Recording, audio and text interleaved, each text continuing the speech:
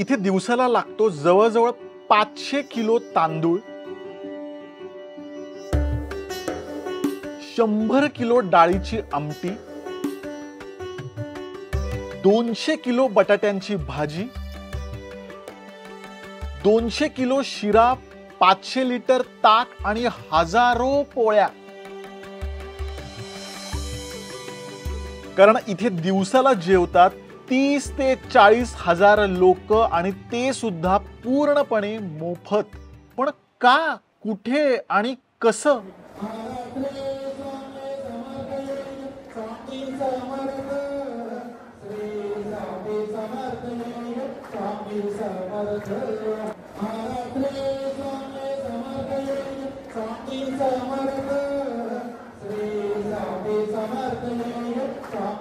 नमस्कार मंडळी, पुन्हा एकदा स्वागत आहे तुमचं सुकीर्त जी यूट्यूब चॅनलवरती. आणि महाराष्ट्र फूड टूर आपल्याला घेऊन आलेली आहे स्वामी समर्थांच्या अक्कलकोटला.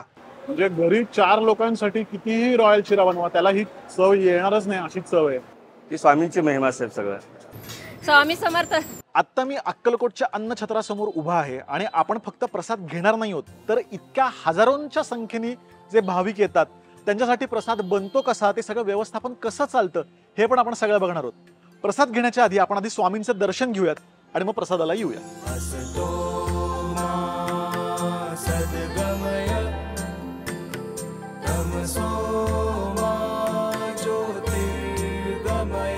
इथे आधी दर्शनासाठी गेलो स्वामींच्या वटवृक्ष मंदिरात. दर गुरुवारी आणि विशेषतः पौर्णिमेला इथे खूप सारे भाविक दर्शनासाठी येतात. हे मंदिरच संपूर्ण वटवृक्षाच्या छायेमध्ये, त्यामुळे आत गेल्यावर कितीही गर्दी असली तरी वेगळ्याच प्रकारची शांतता मनाला जाणवते.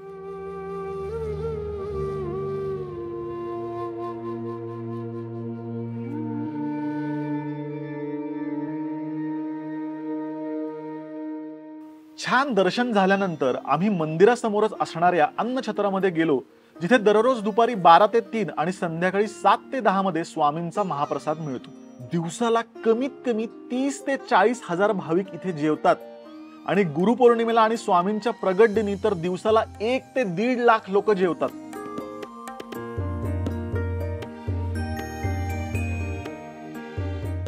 तर हे सगळं बनतं कुठे आणि कसं, म्हणजे किती लोक येणार आहेत याबद्दल काहीच कल्पना नसताना यांचं व्यवस्थापन कसं होतं याबद्दल मला प्रचंड उत्सुकता होती. मला खूप भारी वाटतंय, कारण अन्नछत्रामध्ये हजारो लोक जेवतात आणि ही संपूर्ण प्रक्रिया बघायला मिळते त्यांच्या किचन मध्ये जाऊन. चला.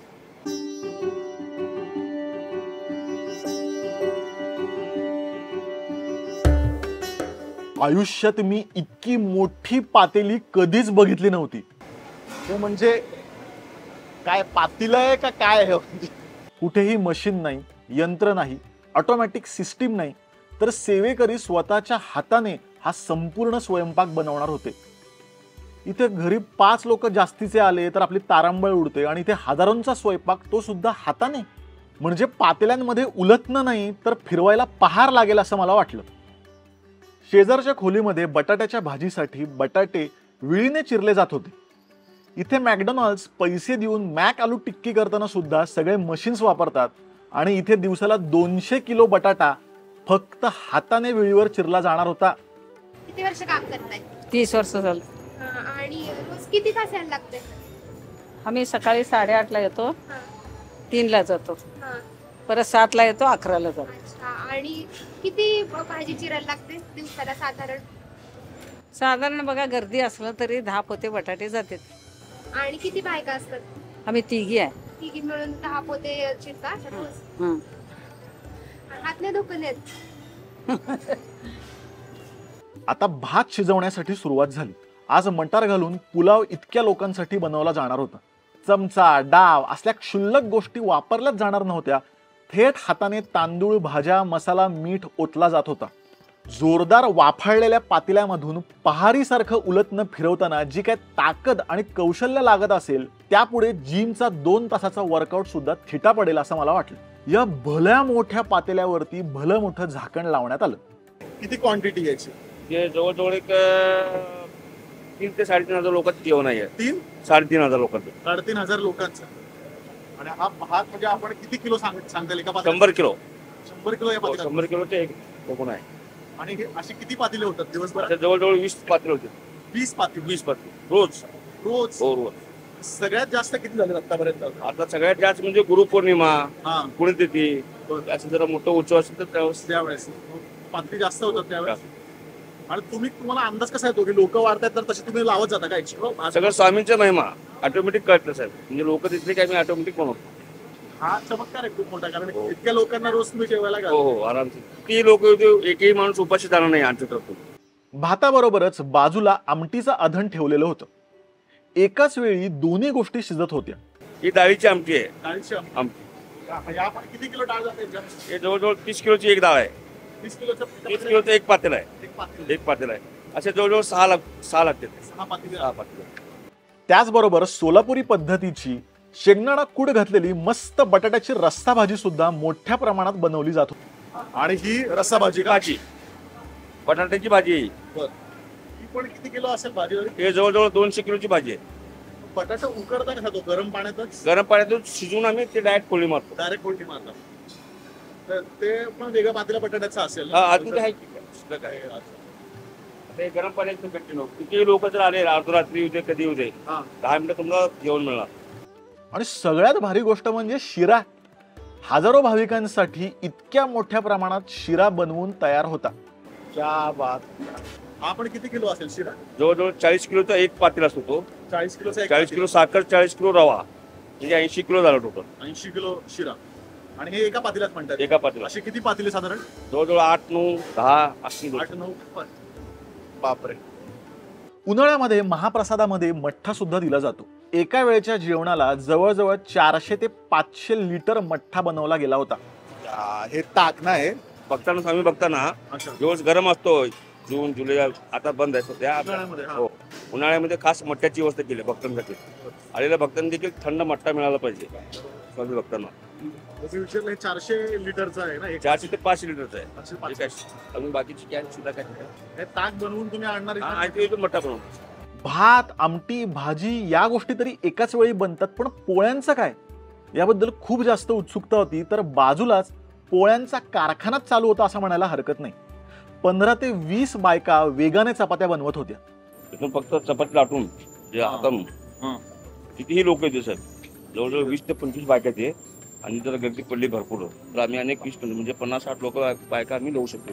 इतक्या मोठ्या प्रमाणात कणिक मशीनवर मळली जाते आणि त्याचे गोळे सुद्धा मशीनवर बनवले जातात. पण गर्दीचे दिवस सोडून बाकी दिवशी हाताने लाटून घरी बनवतो तशा पोळ्या बनवल्या जात होत्या. एकाच वेळेस 25 ते 30 चपात्या तव्यावर भाजल्या जात होत्या. गुरुपौर्णिमा, प्रगट दिनी जेव्हा 1 ते 1.5 लाख लोकांचं अन्नदान होतं तेव्हा मात्र चपात्या बनवण्याचं मशीन वापरलं जातं, कारण कोणालाही अन्न कमी नाही पडलं पाहिजे हा इथला पहिला नियम.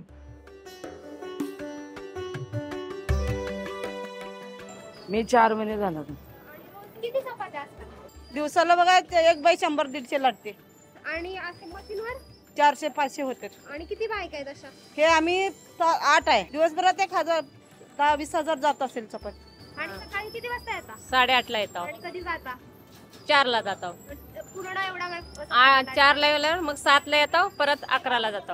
11, 11:30 वाजता येतो. पूर्ण एवढा चपात्या लाटला? हा हात नाही दुखत का? स्वामी समर्थ. पण मला एक गोष्ट विचारायची आहे. आता एवढ्या क्वांटिटी मध्ये तुम्ही करता तर कधी कच्चं राहत नाही? कधी काय काय कारण काय याच्या मागचं काय? स्वामींचा महिमा. कधीच नाही, नाही, नाही. असतं प्रत्येक गोष्ट आणि पण घेत नाही ना. आय थिंक अशी सक्त ताकीद आहे ना जन्मंदिराजे भोसलेंची, अमोलाजी भोसलेंची आम्हाला हा. कच्चं अजिबात भक्तांना द्यायचं नाही असं सक्त ताकीद आहे आम्हाला. त्यांच्या हुकमावरून पूर्ण आम्ही टोटल जर बघायला गेलं तर रोज 15,000 लोकांचं जेवण बनतं सकाळ संध्याकाळ. जास्त जास्त जास्त जास्त. आणि दत्त जयंती, गुरुपौर्णिमेला तर जास्त असेल. असेल वेगळं. लाख लोकांचं असतं. लाख लोक 1 लाख लोक. आणि इथेच जेवतात 1 लाख. हो इथे खाली आहे, बाहेर आहे.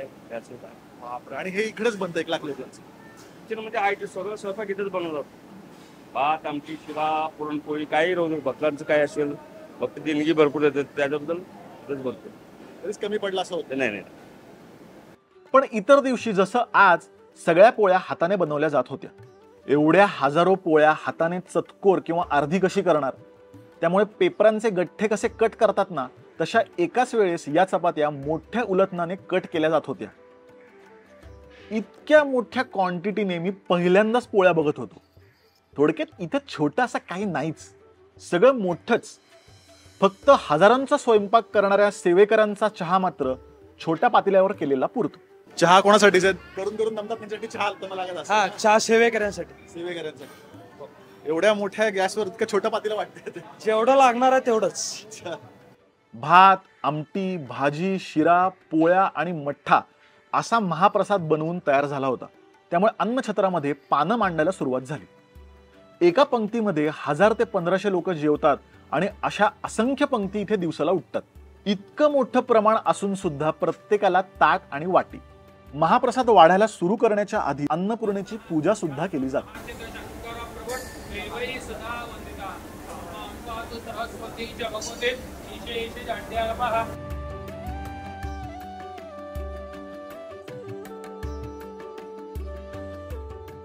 त्यासोबतच स्वामींना नैवेद्य दाखवला जातो.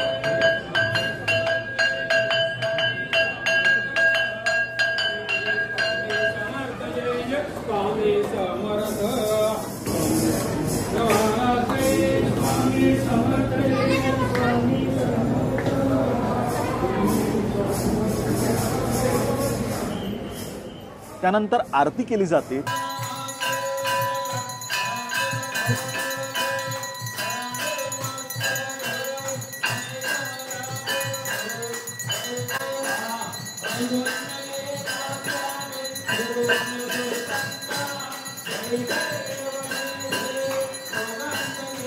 आरती केल्यानंतर पहिली पंगत बसते. जेवणाच्या आधी ज्यांनी ज्यांनी पूजा केली आहे त्यांचा संकल्प सोडला जातो.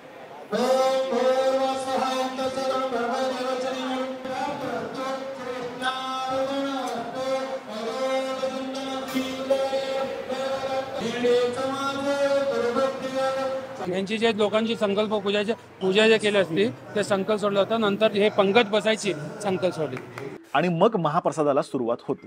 पहिल्यांदा ताट बुफे सिस्टीम प्रमाणे आपण वाढून घ्यायचं आणि त्यानंतर जागेवर हवं तितकं वाढलं जातं. हा, म्हणजे इतक्या हजारोंच्या महाप्रसादांचं जेवण अनलिमिटेड, कसलाही हिशोब नाही.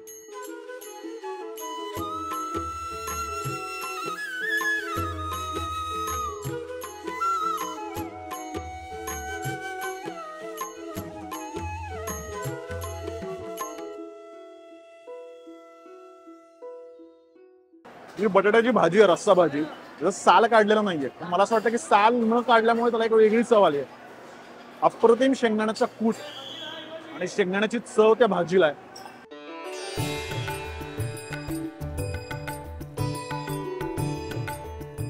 कांदा लसूण विरहित आहे तरी जबरदस्त चव आहे. तशीच छान आमटी.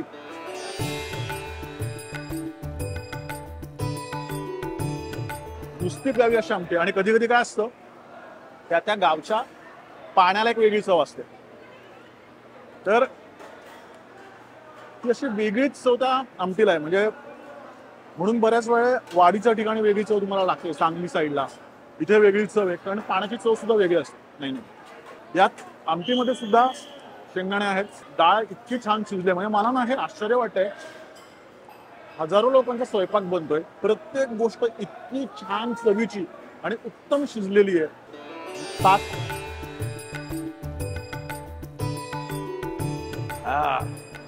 आत्मा थंड, एकदम मस्त मठ्ठा आहे तो. पण त्याचे पातेले ते 400 लिटरचं पातील आहे. तेवढा मठ्ठा बनवला. अजिबात आंबट नाही, अति गोड पण नाही. कोथिंबीरीचा स्वाद, नंतर जिरे धण्याची पावडर, सुरेख आणि भात.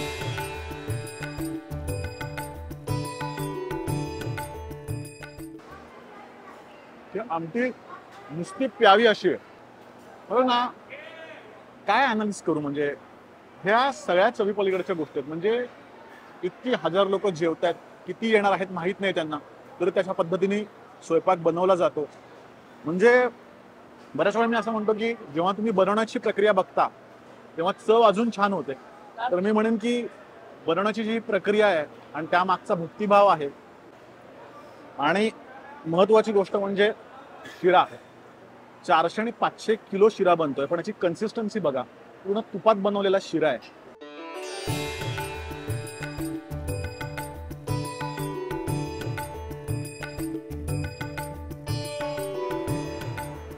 म्हणजे घरी 4 लोकांसाठी कितीही रॉयल शिरा बनवा, त्याला ही चव येणारच नाही अशी चव आहे. इतका परफेक्ट गोडवा, विरघळतोय तोंडामध्ये शिरा.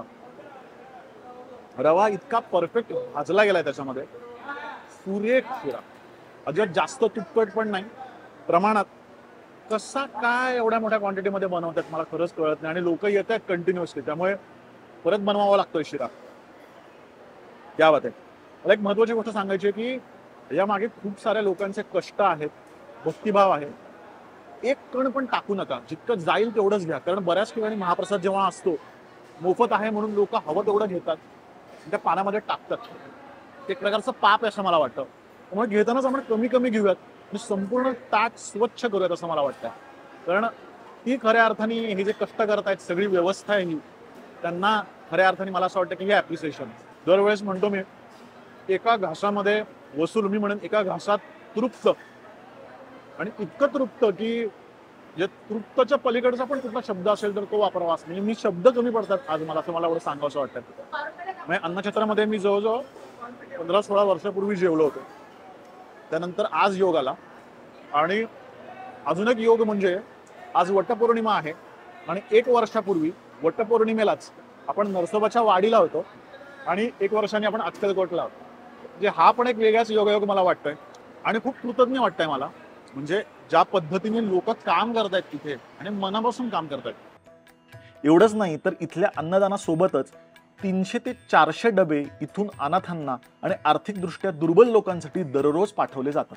त्या स्वामी भक्तांना म्हणजे जे देणगी वगैरे देतात ना आपल्याला, तिथून त्या प्रसाद बनवला जातो पूर्ण चित्रामध्ये. ज्यांना गोरगरीब आहेत, ज्यांना कोणी आई बापाला सांभाळत नाहीत, अशा लोकांना घरपोच डबा जातो. निराधार लोकांना म्हणा, रोज 400 डबे पोहोचवले. 400 डबे दररोज.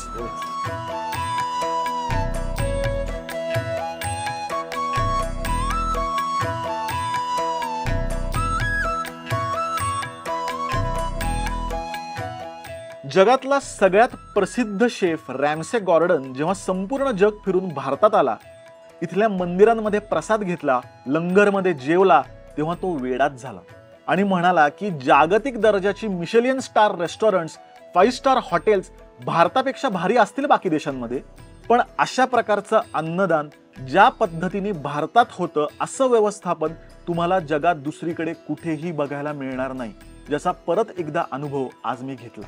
कारण मला वाटतं स्वयंपाक बनवण्याच्या कौशल्यावर इथल्या श्रद्धेने, कृतज्ञतेने, अन्नदानाच्या भावनेने मात केली.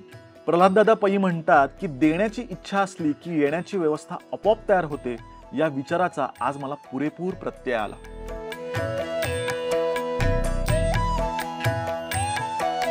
खरंच तृप्त केलंय अक्कलकोटने आपल्याला. खरं तर शेगावचा व्हिडिओ केल्यानंतर बऱ्याच लोकांच्या मला कमेंट आल्या होत्या की नक्की अक्कलकोटला जाऊन अन्नछत्रामध्ये प्रसाद घे आणि सांग. आणि खरंच अक्कलकोट जे ट्रस्ट आहे त्यांचे सुद्धा खूप खूप आभार की त्यांनी आम्हाला परवानगी दिली.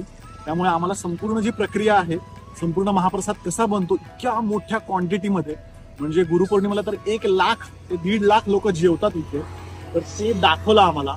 आणि छान प्रसाद घेता सुद्धा आला, दर्शन सुद्धा घेता आलं. खूप खूप थँक्यू. तुमच्या अशाच रेकमेंडेशन्स मला देत चला. आपण अशाच इंटरेस्टिंग व्हिडिओ घेऊन येणार आहोत दर बुधवारी, त्यामुळे बुधवार अजिबात चुकवायचा नाही. तोपर्यंत हॅपी जर्नी.